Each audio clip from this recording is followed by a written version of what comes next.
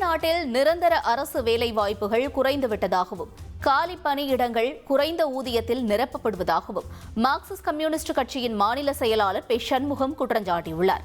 கோவையில் நடந்த நிகழ்ச்சி ஒன்றில் கலந்து கொண்டு பேசிய அவர் இதனை தெரிவித்துள்ளார். அப்போது அவர் மக்கள் கோரிக்கைகளை வலியுறுத்தி ஜூன் 11 முதல் 20 வரை மார்க்சிஸ்ட் கம்யூனிஸ்ட் கட்சி சார்பில் நடைபயணம் பிரச்சாரம் மேற்கொள்ளப்படும் என்று அவர் அறிவித்தார். ஆகவே தமிழ்நாட்டிலேயும் ஒரு நிரந்தரமான அரசு பணிகளுக்கான வாய்ப்புகள் என்பது குறைந்து காலி பணியிடங்களை எல்லாம் நான் சொல்வதைப் போல குறைந்த ஊதியத்தில் நிரப்புவது என்கிற ஒரு அணுகுமுறையைத்தான் தமிழ்நாட்டில் திமுகவும் கடைபிடிக்கிறது. அதே மாதிரி உங்களுக்கு தெரியும், தமிழ்நாட்டில் பஞ்சமி நிலம் இதுவரை 1 ஏக்கர் கூட மீட்கப்படவில்லை. அதற்கான உச்சநீதிமன்ற தீர்ப்பு இருக்கிறது, உயர்நீதிமன்ற தீர்ப்பு இருக்கிறது, தமிழ்நாடு அரசாங்கத்துடைய வருவாய்த்துறை நிலையாணைகள் இருக்கிறது.